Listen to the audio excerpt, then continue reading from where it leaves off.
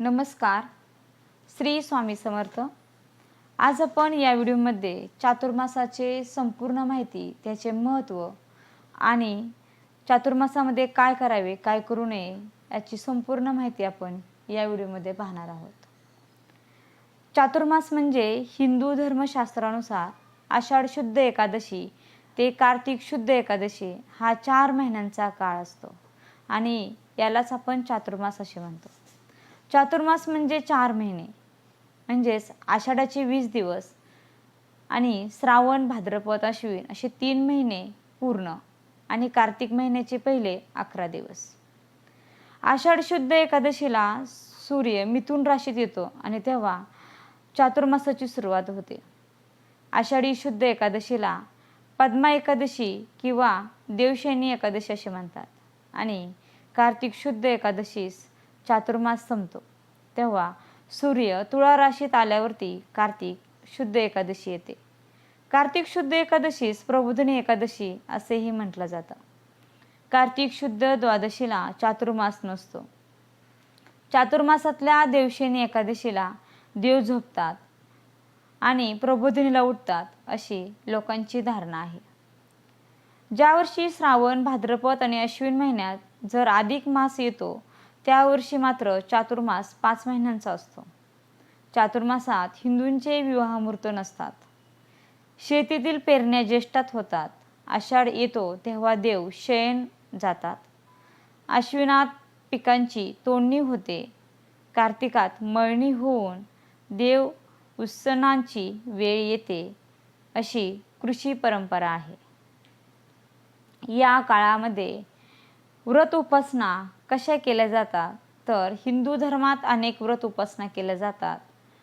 या काळामध्ये हिंदू धर्मात वर्णिलेल्या संस्कारापैकी यज्ञोपवीत संस्कार म्हणजेच मुंज, विवाह, दीक्षाग्रहण, यज्ञ, गृहप्रवेश, गोदान इत्यादी शुभ कर्म केली जात नाहीत अशा धर्मशास्त्रीय संकेत रूढ आहेत. तसेच भगवान पुराणानुसार विष्णूच्या निद्रेस हरिशयन म्हटलं आहे. संस्कृत भाषेत हरी हा शब्द सूर्य, चंद्र, वायू, विष्णू अशा अनेक अर्थाने वापरला जातो आणि म्हणून हरिशयन म्हणजे ढगांमुळे सूर्य चंद्रांचे दिसेनासे होणे असाही अर्थ घेतला जातो. ब्रह्मवैवर्त पुराणानुसार देवशयनी एकादशी या काळात व्रते केल्याने सर्व प्रकारचे पाप नष्ट होते अशी भाविकांची श्रद्धा आहे. सत्कर्मे करणे, सत्कथा ऐकणे, सत्पुरुषांची सेवा करणे, संत दर्शन, दान धर्म इत्यादी गोष्टी चातुर्मासात आवर्जून केल्या जातात आणि त्या केल्यामुळे आपलं कल्याण होतं असा समज आहे. त्यामुळे या गोष्टी आपण आवर्जून कराव्यात. तसेच एकादशीनंतर म्हणजे द्वादशीला विष्णू प्रबोधन उत्सव साजरा केला जातो.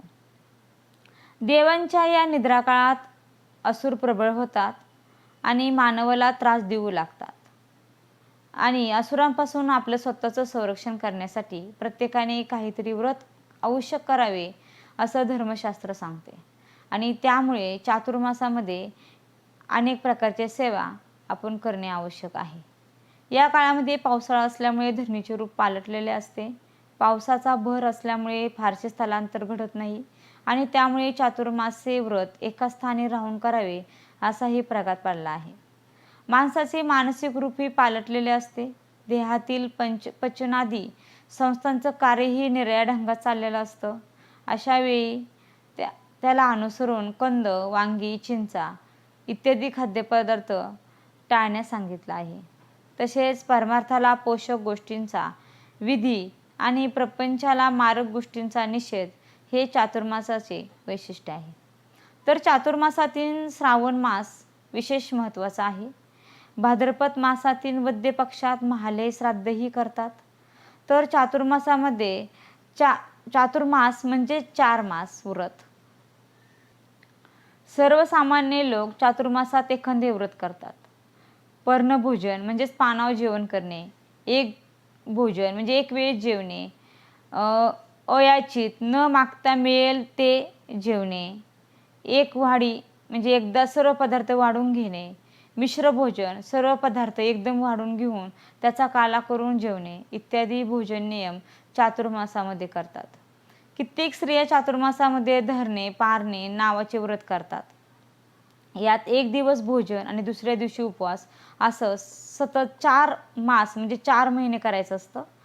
कित्येक स्त्रिया चातुर्मासात 1 किंवा 2 धान्यावर राहतात. काही एकभुक्त राहतात. देशपरत्वे चातुर्मासातले असे विविध आचार आपल्याला पाहायला मिळतात. चातुर्मासात यातील वपन वर्ज्य सांगितलेलं आहे.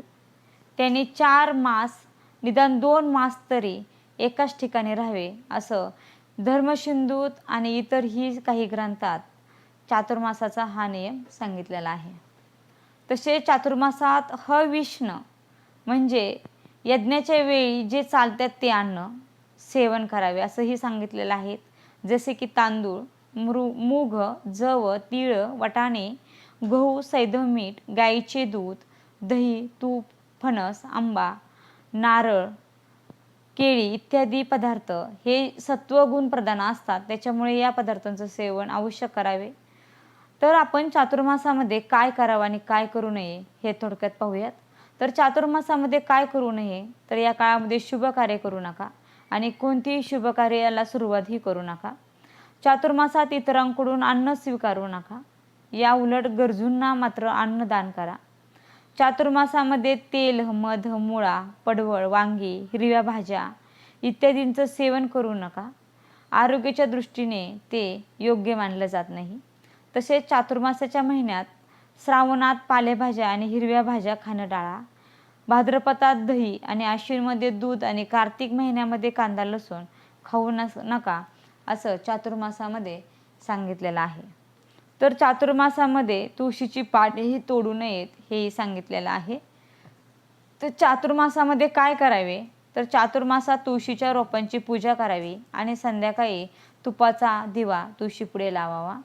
जप, तप, पूजा अशा गोष्टी चातुर्मासात आवश्यक कराव्या.